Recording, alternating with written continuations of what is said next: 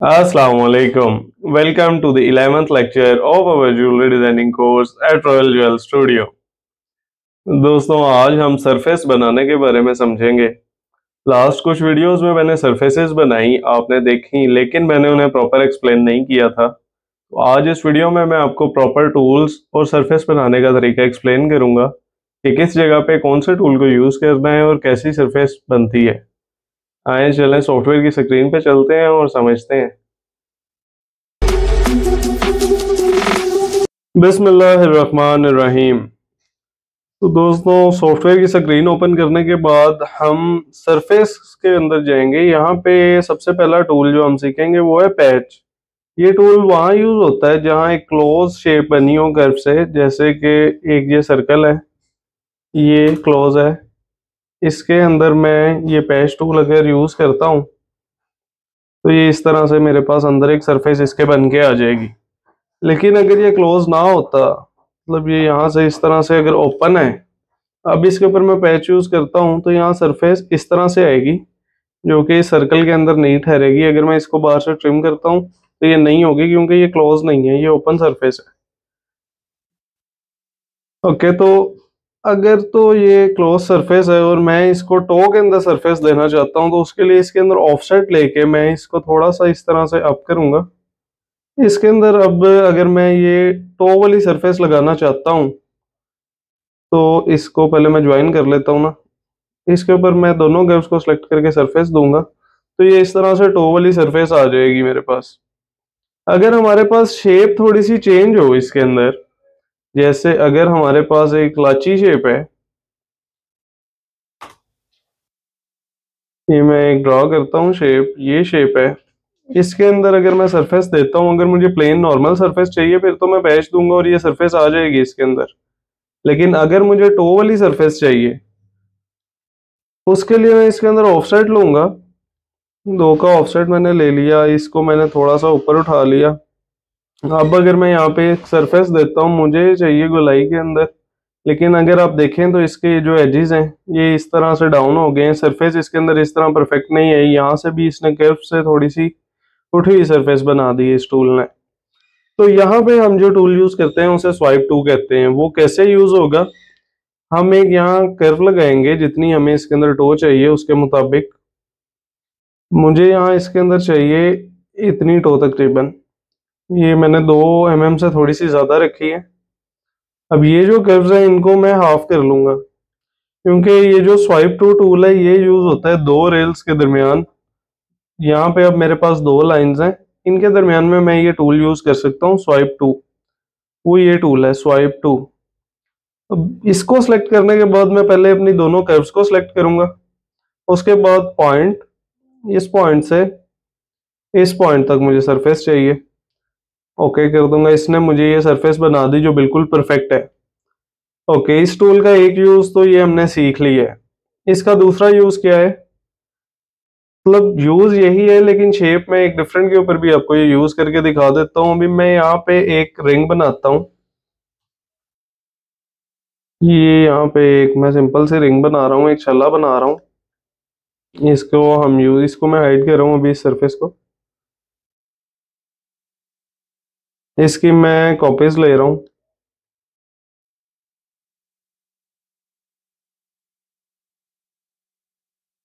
ये मैंने इसकी कॉपीज ले ली हैं। अब यहाँ पे मैं इसके ऊपर जो अपसाइड है प्रोस्पेक्टिव के अंदर अगर मैं आपको दिखाऊं तो अब इस साइड के ऊपर मैं दो आर्क्स ड्रॉ करूंगा।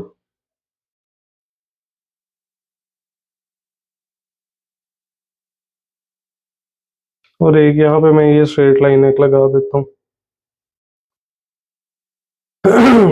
ओके, तो अब ये ड्रॉ करने के बाद अब मैं यहाँ पे स्वीप टू टूल का यूज कैसे कर सकता हूँ, मैं इन दोनों रेल्स को सिलेक्ट करूंगा, स्वीप टू को सिलेक्ट करूंगा तो यहाँ पे ये मुझे एक इस तरह से रेल बना देगा। ये सरफेस बन के आ गई है। अब यहाँ पे दोबारा मैं इसी तरह करूंगा, ये इसने मुझे एक और सरफेस बना दी है। अब यहाँ पे मुझे एक प्लेन सरफेस चाहिए, यहाँ पे भी मैं इस टूल का यूज कर सकता हूँ, लेकिन जहाँ पे सरफेस प्लेन हो वहाँ पे लॉफ्ट टूल का भी यूज हो सकता है। उसके बारे में अभी मैं आपको थोड़ा सा आगे समझाता हूँ। ओके, तो ये इस तरह से करने के बाद अब मैं इन तीनों को गेज दे देता हूँ। वो सरफेस के अंदर सेकंड पोर्शन में ये सरफेस ऑफसेट नाम का टूल है, जिसका मैंने पहले भी आपको बताया था। यहाँ इसके ऊपर मैं क्लिक करूंगा, बोथ साइड यस करके 0.5 का गेज दूंगा तो ये 1 mm का गेज आ गया इसको। अब ये एक मेरी शेप बन गई है। अब इसके ये उनसे ये कर रहे यहाँ पे, अब मैं इसको राउंड करने के लिए यहाँ 1 mm की एक पाइप दे दूंगा, और इस जगह के ऊपर भी मैं एक 1 mm की पाइप दे रहा हूँ।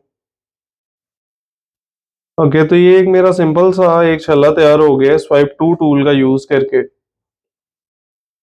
और ये जो उनसी शेप मैंने रेडी की थी, ये भी स्वाइप टू का यूज करके रेडी की थी। लेकिन ये तो अभी सिर्फ एक सरफेस है ना, ये भी रेडी शेप नहीं है। इसको अगर मैं गेज देना चाहता हूँ, तो अगर इसको मैं यहाँ से ये गेज देता हूँ तो ये इस तरह से खराब हो गई सरफेस। तो इसके लिए जो मैं टूल यूज करूंगा वो सॉलिड में है। सॉलिड के अंदर ये जो टूल है सॉलिड एक्सट्रूड ऑल, इसको मैं यूज करूंगा। इसको 1 mm मैं ऊपर वाली साइड के ऊपर गेज दे देता हूँ। अब नीचे इसके ये सरफेस भी पड़ी रह गई है, इस नीचे वाली सरफेस को मैं डिलीट कर दूंगा क्योंकि अब इसका कोई काम नहीं है। ऊपर मेरे पास एक सॉलिड आ गया है। अब जो इसकी कर्व है उसको मैं सिलेक्ट कर लेता हूँ। अब मैं इसको थोड़ा सा ट्रिम करूंगा। वो मैं क्यों करूंगा, क्योंकि ये जो इसका कॉर्नर गेज है ये बिल्कुल जीरो है, यहाँ से ये प्रिंट नहीं होगा, ये पीस को खराब कर देगा। ये कर्व को मैं थोड़ा सा एक्सटेंड कर लेता हूँ। अब इसको मैं एक सरफेस दूंगा, वो यहाँ से सॉलिड के अंदर से मैं इसको सॉलिड सरफेस एक दे देता हूँ इतनी। अब इस सरफेस को मैं इसके साथ कट कर दूंगा। वो कैसे, मैं इसको सेलेक्ट करूंगा, यहाँ से ये डिफरेंस बूलियन डिफरेंस सॉलिड के अंदर सेकंड टूल, इसको मैं यूज करूंगा। इस सरफेस को सिलेक्ट करूंगा और एंटर प्रेस कर दूंगा। इसने भी यहाँ से सरफेस कट कर दी जो नीचे थी जिसका जीरो गेज था, और ये जो मेरे पास सरफेस आई है ऊपर वाली, इसके अंदर गेज था, तो ये रेडी टू प्रिंट है। अब ये मेरे पास एक सॉलिड सरफेस बन गई स्वीप टू का यूज करके, और ये भी मैंने छल्ला स्वीप टू टूल से बनाया है। ओके, अब मैं आपको स्वीप वन के बारे में समझाता हूँ। ये ऐसे है कि इसके अंदर हमारे पास सिर्फ एक ही रेल होती है। जैसे कि मैं एक बैंगल यहाँ पे बनाता हूँ। बैंगल मैं 60 mm का एक सर्कल ले लेता हूँ, 60 mm के राउंड के ऊपर मैं एक बैंगल बनाता हूँ। ओके, ये राउंड मैंने ले लिया। अब इसके ऊपर मैं एक आर्क ड्रॉ करूंगा। आर्क मैं इस टूल से ड्रॉ करूंगा, आर्क डायरेक्शन से।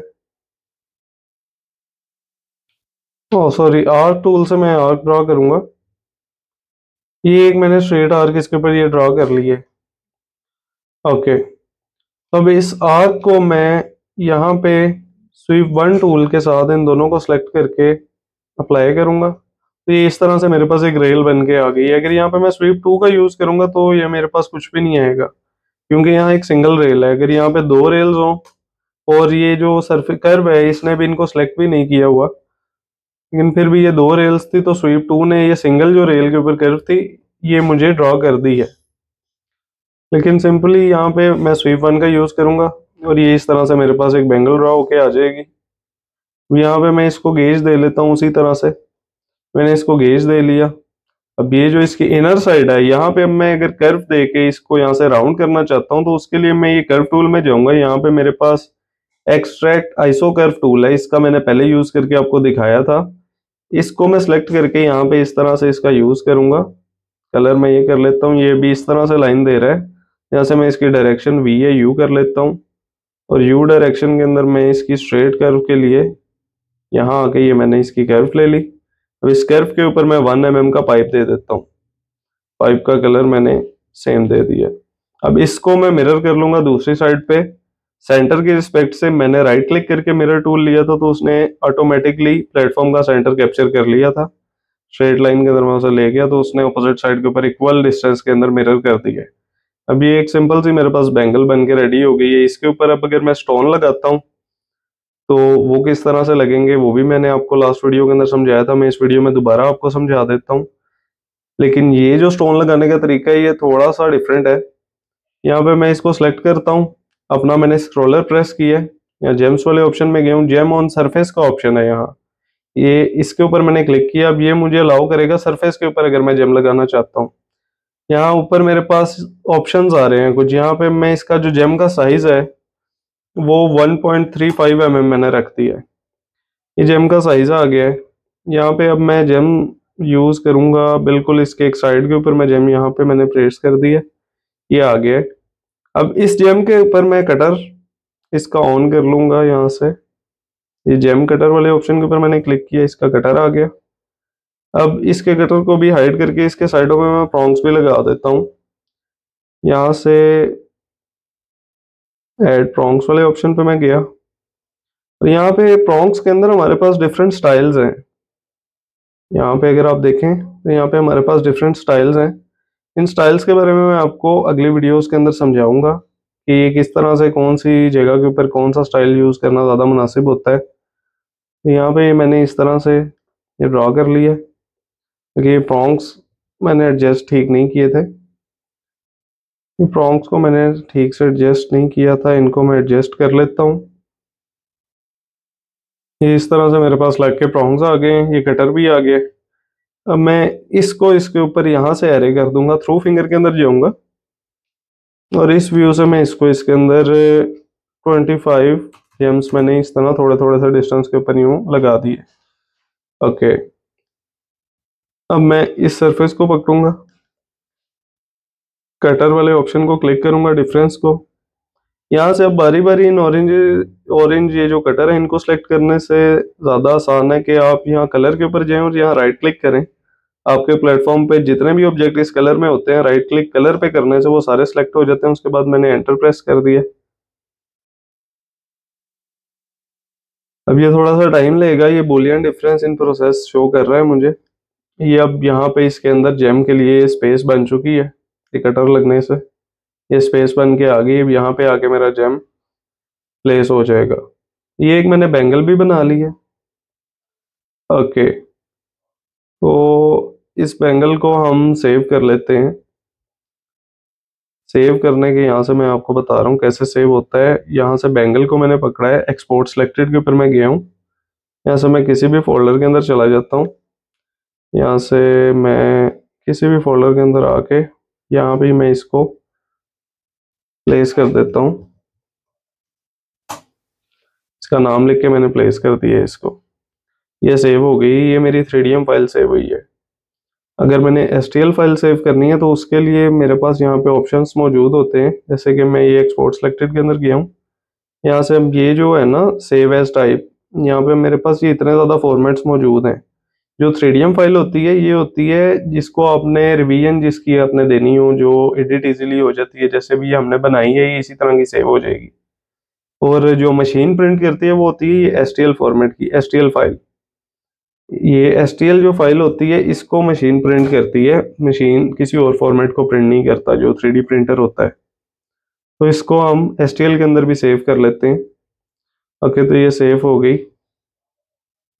ओके, अब नेक्स्ट जो है टूल वो है हमारे पास लॉफ्ट टूल। ये वाला टूल, ये टूल यूज होता है दो पैरेलल जहाँ पे लाइंस हो उनके दरमियान में। अब जैसे कि ये मैंने दो पैरेलल लाइंस ड्रॉ की, इनके अंदर अब सरफेस अगर मैंने पैच से देनी है तो यहाँ साइडों के ऊपर भी मुझे लाइंस ड्रॉ करनी पड़ेंगी। लेकिन अगर मैं यहाँ सिंपली लॉफ्ट टूल का यूज करता हूँ, ये मेरे पास एक सरफेस यहाँ ड्रॉ होके आ जाएगी। अब अगर मेरे पास कर्व्स इस तरह की होती हैं जो पैरेलल नहीं होती, मतलब ऐसी कर्व्स हैं, यहाँ पे अब अगर मैं लॉफ्ट टूल का यूज करता हूँ तो यहाँ पे भी ये मेरे पास आ गया है। मतलब यहाँ गैप था लेकिन फिर भी लॉफ्ट टूल ने इसके अंदर मुझे ये सरफेस बना दी है। लेकिन अगर अब मेरे पास कर्व्स जो हैं वो थोड़ी सी टेढ़ी मेढ़ी सी होके आती हैं, जैसे कि 3D व्यू के अंदर अगर हम इनको देखते हैं तो इनकी शेप थोड़ी सी चेंज हो, अगर मतलब ये इस तरह से ये कर्व आ रही है, यहाँ से ये ऐसे है, यहाँ से ये ऐसे है, तो इसके अंदर अगर मैं लॉफ्ट टूल का यूज करता हूँ तो यहाँ पे ये लॉफ्ट खराब हो जाएगा, ये इस तरह से आएगा। अगर इन कर्व को मैं मिला देता हूँ, इसका मैं पॉइंट ऑन कर देता हूँ, इसको मैंने यहाँ से इस तरह मिला दिया है। अब यहाँ पे अगर मैं ये लॉफ्ट टूल यूज करता हूँ तो भी ये इस तरह से खराब हो रहा है। यहाँ पे अगर मैं पैच टूल यूज करता हूँ तो ये मेरे पास जो पैच बन के है ये थोड़ा सा खराब है, इसने कर्व को बिल्कुल पिक नहीं किया, ये थोड़ा सा कर्व से बाहर निकल गया है। तो अब ऐसी सिचुएशन में मैं क्या करूंगा, यहाँ पे मैं चार कर्व्स को डिवाइड कर लूंगा। ऐसे इसको मैंने कट कर लिया, अब ये मेरे पास चार किस्म की कर्व्स आ गई हैं। अब इन चारों कर्व्स के अंदर मैं ये वाला टूल यूज करूंगा, कर्व नेटवर्क। ये टूल है जहाँ 4 कर्व्स हों वहां पे ये टूल यूज होता है उनके दरमियान में सरफेस देने के लिए। तो ओके करूंगा, ये अब सरफेस आ गई, ये एक बिल्कुल परफेक्ट सरफेस आई है उन कर्व्स के दरमियान। जैसे आप लोग देख सकते हैं ये जो सरफेस आई है ये आई है इस टूल की मदद से, कर्व नेटवर्क। तो ये कुछ बेसिक टूल्स थे जिनको यूज करके सरफेसेस को ड्रॉ किया जाता है, डिफरेंट टाइप की सरफेसेस बनती हैं। तो फ्रेंड्स इसी तरह के टूल्स हैं जिनको हम यूज करके सरफेसेस बनाते हैं, sweep 1, sweep 2, loft, patch, curve network, etc। इन टूल्स की मदद से डिफरेंट टाइप की सरफेसेस बनती हैं। अभी जो मैंने आपको एग्जांपल्स दी हैं ये बेसिक थी। जैसे जैसे आप काम को समझेंगे आपको कर्व्स के ऊपर कंट्रोल आएगा, आप डिफरेंट टाइप की अमेजिंग सरफेसेस बना सकेंगे इन्हीं टूल्स की मदद से। तो इंशाल्लाह मैं उम्मीद करता हूँ आप लोग प्रैक्टिस करेंगे। इंशाल्लाह मिलते हैं नेक्स्ट वीडियो में, तब तक अपना ख्याल रखें। अल्लाह हाफिज।